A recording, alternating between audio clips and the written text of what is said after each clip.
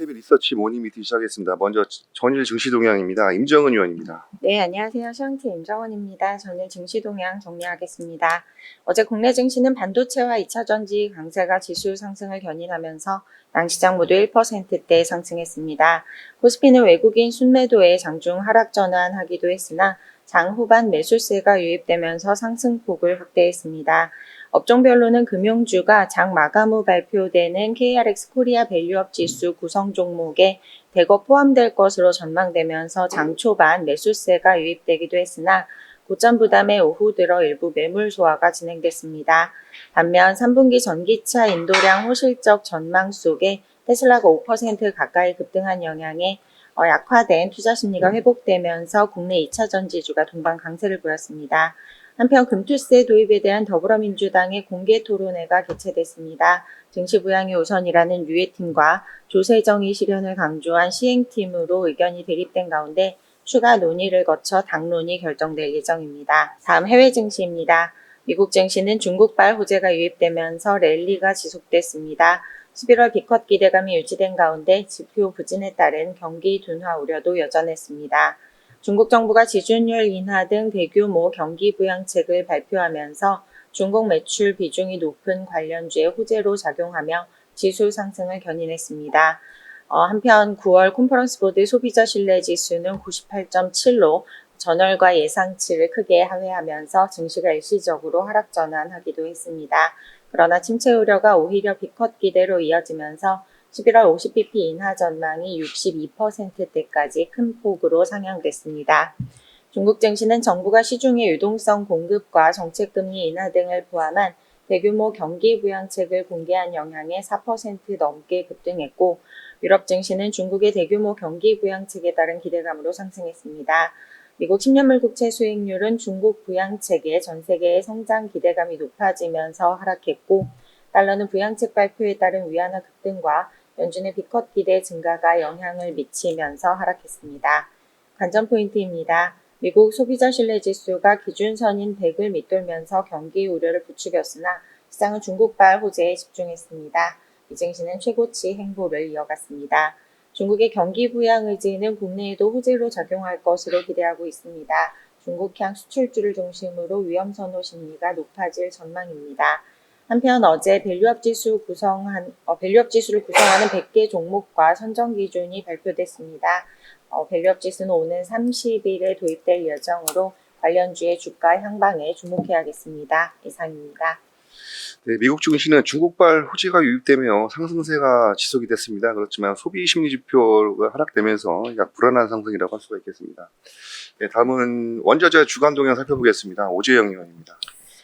네, 원자재 시장에서는 7월 이후에 계속해서 국제유가는 좀 하락하고 금 가격은 상승하는 디커플링이 지속이 되고 있습니다.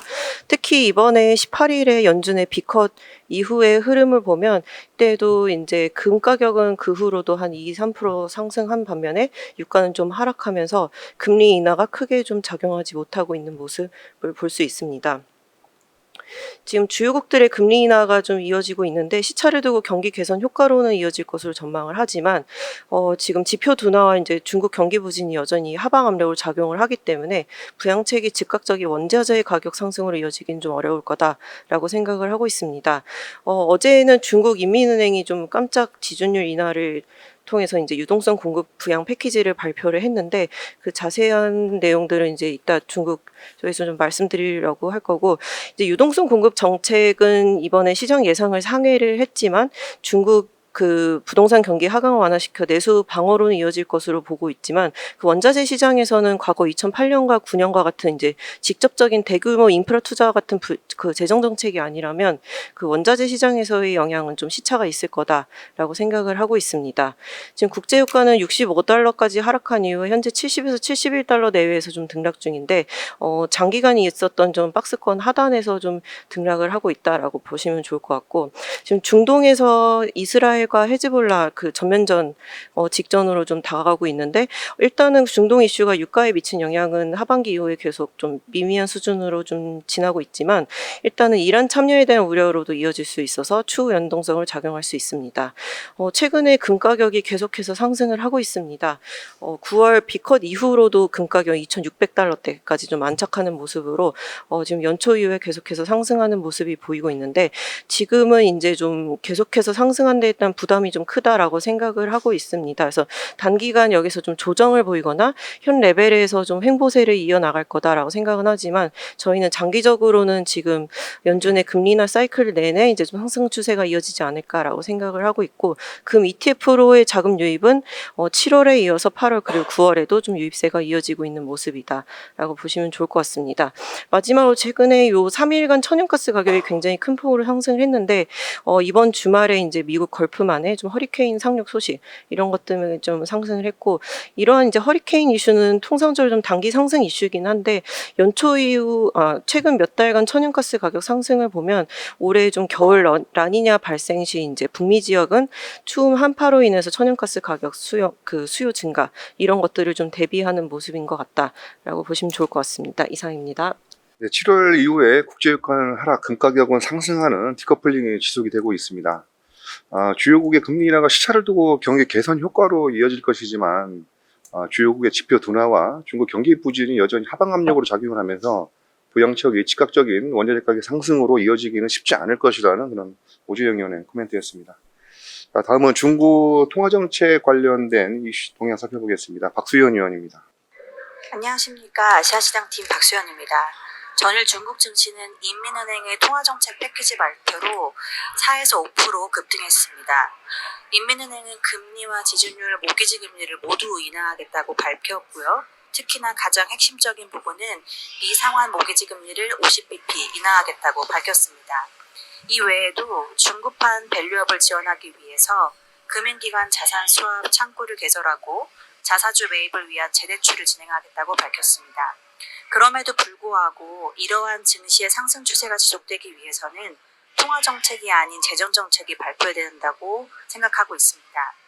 올해 중국 경제지표가 부진한 흐름을 이어가면서 상해 종합, HSCER, 이들의 주가지수의 멀티플은 모두 10년 평균 레벨을 하회하고 있었습니다. 따라서 정책 기대감으로 짧은 반등을 나타낼 수 있지만 추세적인 상승을 이어가기 위해서는 결국 기업이익이 먼저 반등을 하는 것을 확인하는 것이 필요하고 이는 재정정책의 힘이 없이는 어렵다고 판단하고 있습니다. 섹터별 등락에서도 이러한 힌트를 찾아볼 수 있는데요.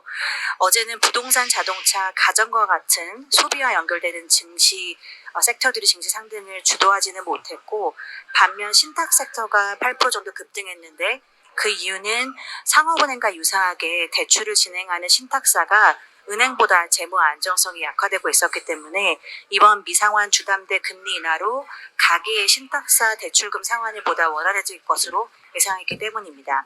향후 재정정책을 확대되는 것을 확인하는 것이 중요하다고 판단합니다. 이상입니다. 네, 중국 인민은행이 통화정책 패키지를 발표를 했습니다. 금리, 지준율, 모기지 금리 모두 인하를 했는데요. 핵심 포인트는 미상환 모기지 금리 인하라고 할 수가 있겠습니다.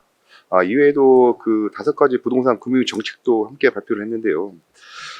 이와 함께 중국도 밸류업을 지원하기 위한 정책을 발표를 했습니다. 금융기관 자산 수합 창구라든지 자사주 매입 위한 재대출 등 밸류업 지원도 발표를 했습니다. 그렇지만 중국 증시의 추세적인 상승 전환을 위해서는 통화정책이 아닌 재정정책이 강화되어야 된다는 그런 박수현 의원의 코멘트였습니다. 네, 다음은 ETF 동향 살펴보겠습니다. 박유한 의원입니다. 네, ETF 애널리스트 박유한입니다. 이번 자료에서는 ETF 수급으로 비컷 이후의 투심을 한번 살펴보았습니다. 이제 지난주에 시장이 오랫동안 기다려온 미 연준의 금리 결정 결과가 나왔는데요. 이제 이후 상승과 하락을 반복하면서 혼조세를 보이던 미국 증시는 일부 위원들이 추가 비컷 가능성을 시사하자 23일 그리고 전일 상승 마감했습니다.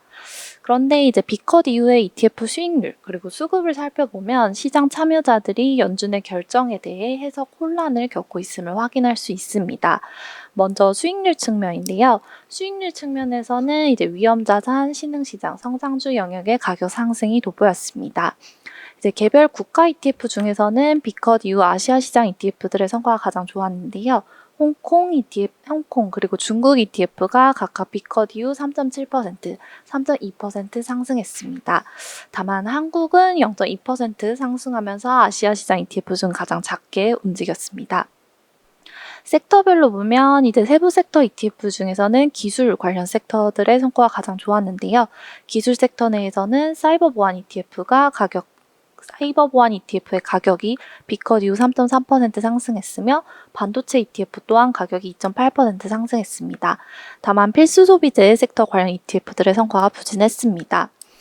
하지만 그런데 이제 펀드 플로우 측면에서는 위험자산 선호 심리 그리고 아직 경기 침체 우려가 혼재된 투자 심리가 나타났습니다. 개별 국가 ETF 중에서는 미국 ETF로만 자금이 유입되었으며 아시아 시장 ETF로는 유의미한 자금 유입이 아직 나타나지 않았습니다.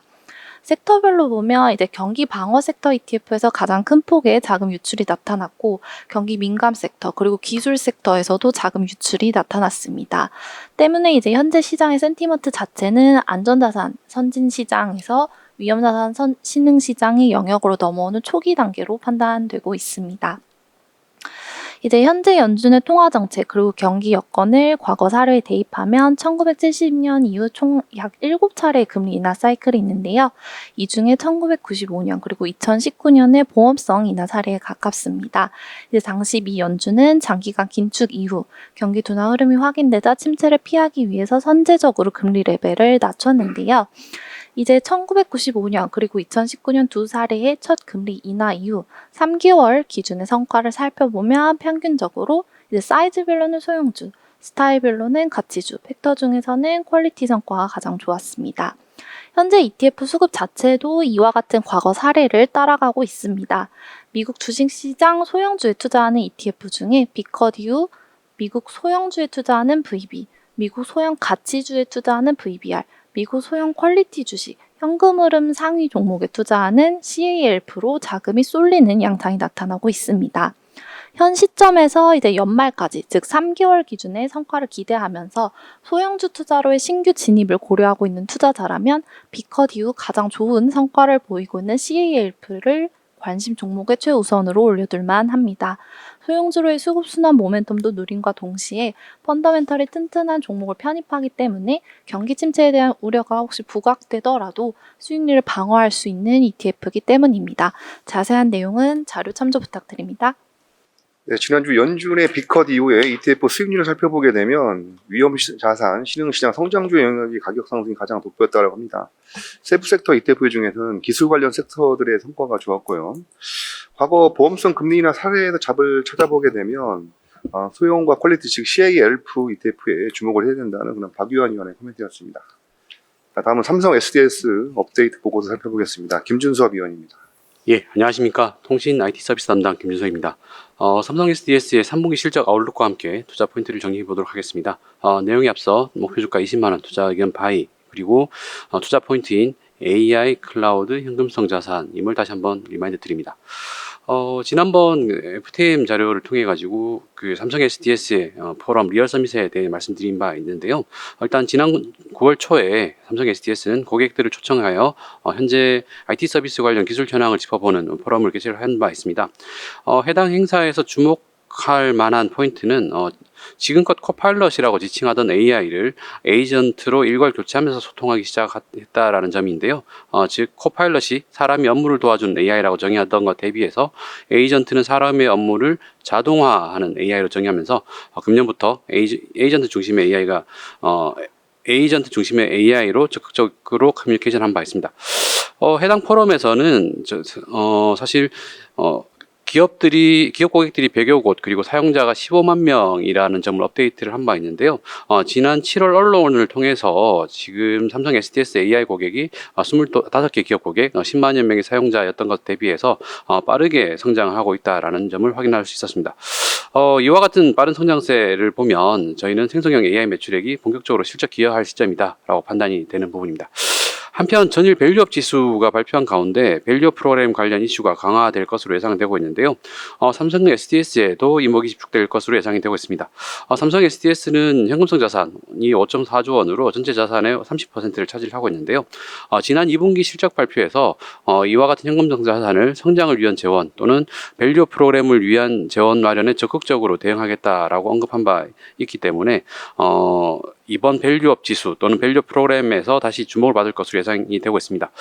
이와 같은 AI 그리고 현금성 자산이 주요한 투자 포인트로 부각이 될 것으로 예상이 됩니다. 투자 의견 바이 목표 주가 20만 원 유지하도록 하겠습니다. 이상입니다.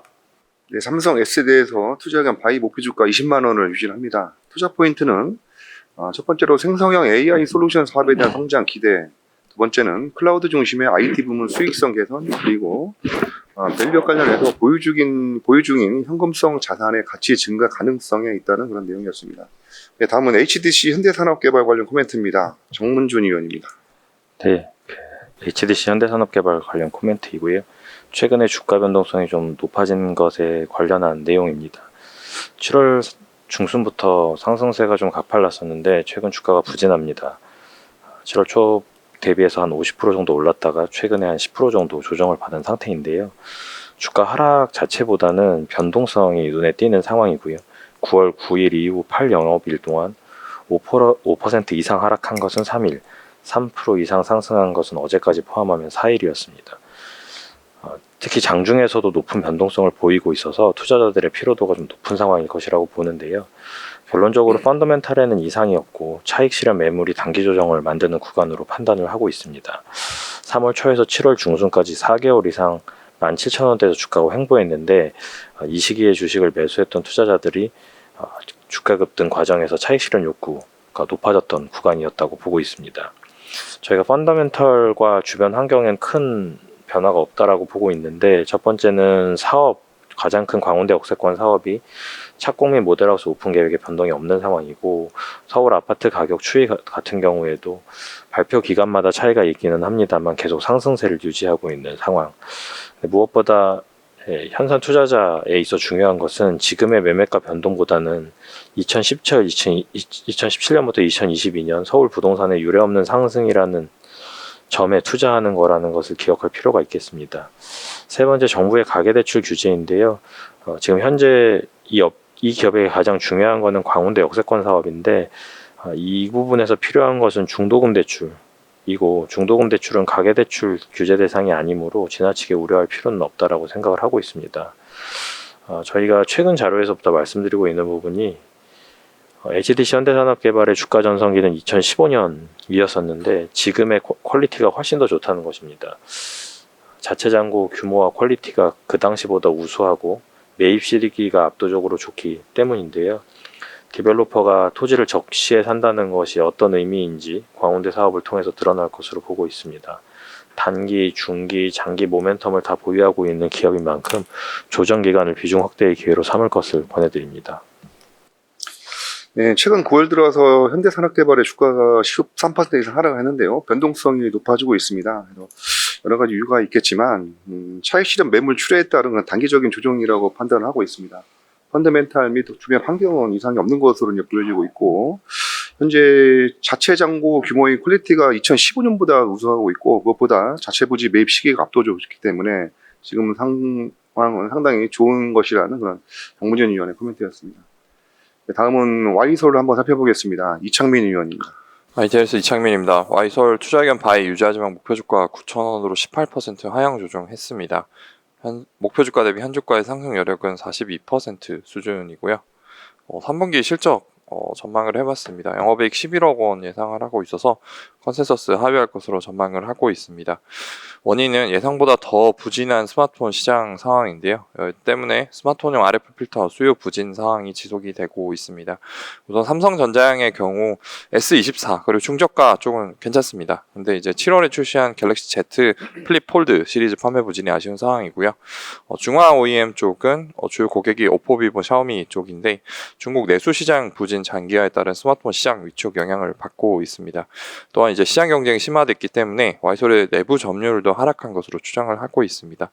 아무래도 수요가 둔화됐기 때문에 가동률 하락이 불가피하고 이에 따라서 수익성도 저조할 것으로 예상을 하고 있습니다. 하지만 내년 연간 실적은 영업이익이 44% 증가할 것으로 전망이 되고 있습니다. 외형 성장세는 제한적으로 추정을 하고 있지만 수익성 개선폭을 크게 좀 보고 있는데요. 일단 금리가 하락을 했고 또 앞으로도 더 하락할 것으로 예상이 되고 있습니다. 경기 회복에 좀 도움이 되면은 스마트폰 판매 개선에 도움을 될 것으로 예상을 하고 있고요. 또 고부가 HS 필터 탑재 모델 수 증가하고 있습니다. 이에 따라서 ASP가 증가하는 게 프로덕트 믹스 개선으로 이어질 것으로 예상을 하고 있습니다. 마지막으로 이제 내년부터 본격적으로 온디바이스 AI가 좀 확산될 것으로 예상을 하고 있는데 이에 따라서 삼성전자 갤럭시 S 판매량 개선이 되면은 이에 따른 수혜 가능할 것으로 전망을 하고 있습니다. 이상입니다. 네, 와이솔의 3분기 실적은 매출액 892억 원, 영업이 11억 원으로 컨센서스를 하할 것으로 전망합니다. 이와 관련해서 목표 주가를 9,000원으로 18% 하향 조정하겠습니다. 반면에 2025년에는 온 디바이스의 확산에 따른 수혜가 기대될 것이라는 그런 이창민 의원의 코멘트였습니다. 네, 다음은 이스페타시스입니다. 권태우 의원입니다. 네, 안녕하십니까. 스모케팅 권태호입니다. 이스페타시스 말씀드리겠습니다. 이스페타시스에 대한 투자 의견 바이를 유지하지만 목표 주가는 6만원으로 하향 조정했습니다. AI 모멘텀 약화를 반영하여 밸류에이션 하향 조정이 목표 주가의 하향의 주된 원인이다라고 보시면 될 것 같고요. 일단 3분기 일단 예상 실적은 이제 개선 흐름입니다. 매출액 2,080억 원, 영업이익 294억 원으로 기존 예상치인 303억 원 대비 소폭 감소할 것으로 보여지고 있는데요. 현재 시장에서 우려했던 이제 H백, 그러니까 H 시리즈에 대한 수요 우려와 그리고 신규 공장, 4공장에 대한 램프업 지연이 동사 실적에 미치는 영향은 제한적으로 판단하고 있고요.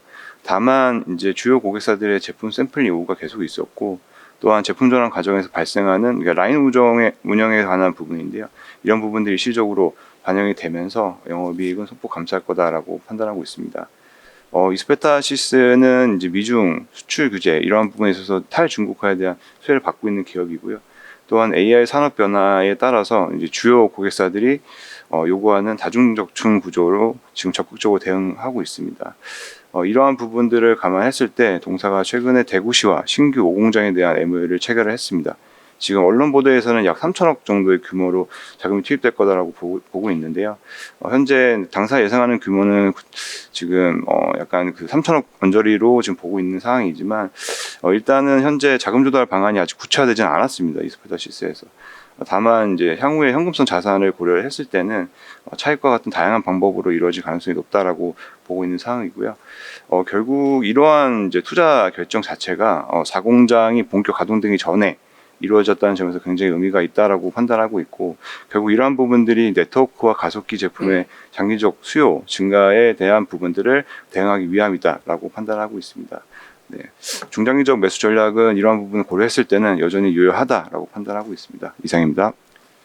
네, 이스페타시스 투자 의견 바이를 유지를 하지만 목표 주가는 6만 원으로 소폭 하향 조정하겠습니다. 반면에 AI 향의 견고한 수요와 네트워크형 고부가 비중 확대 그리고 MLB 기술 변화를 고려할 때 중장기적 매수 전략은 유효하다는 그런 내용이었습니다. 다음 미국 주식 한번 살펴보겠습니다. 김세환 의원입니다. 안녕하세요. 미국 주식 종목 담당 김세환입니다. 마이크로소프트의 이 원전 계약 체결로 인해서 원전 관련주들이 현재 지금 들썩이고 있는데요. 아무래도 지금 AI라든지 이런 수요가 증가하면서 데이터 센터 쪽에서의 전력 공급이 무엇보다도 더 시급하게 여겨지고 있는 상황입니다.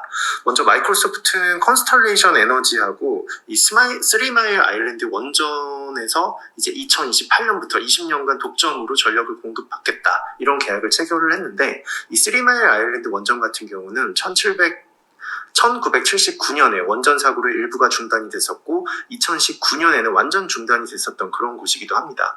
어쨌든 이 데이터 센터 사용량이 증가하면서 지속적으로 이런 이제 데이터 센터 기업들의 전력 사용량이 증가하고 있는 거를 알려주는 뉴스이기도 했습니다. 뉴스 발표 당일에 컨스텔레이션의 주가는 22%, 같은 업종인 비스트라의 주가는 17% 상승을 했는데요.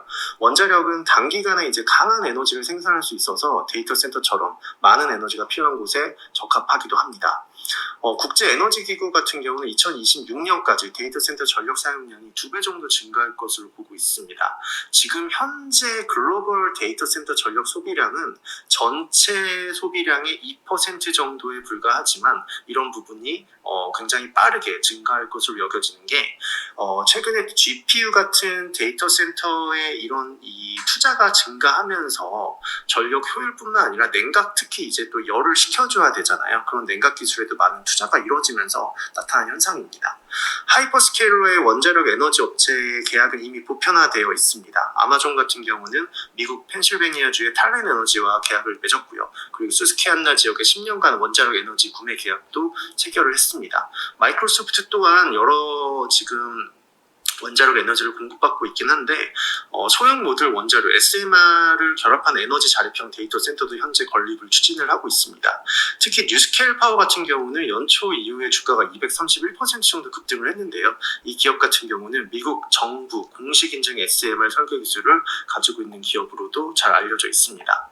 원전 관련 기업들이 어떻게 보면 이제 이익이 역성장인 기업들도 있고 시가총액이 작은 기업들도 많지만 그 중에 몇몇 기업은 또 안정적인 기업이 조금 보이기도 하는데요. 그 기업은 콘스텔레이션과 비스타라입니다. 이 두 기업 같은 경우는 콘스텔레이션은 ROE가 21%, 비스타라는 36%로 시장보다 높은 수준을 가지고 있고 장기이익 성장성을 반영한 주가도 저희는 저평가되어 있다고 판단을 하고 있습니다.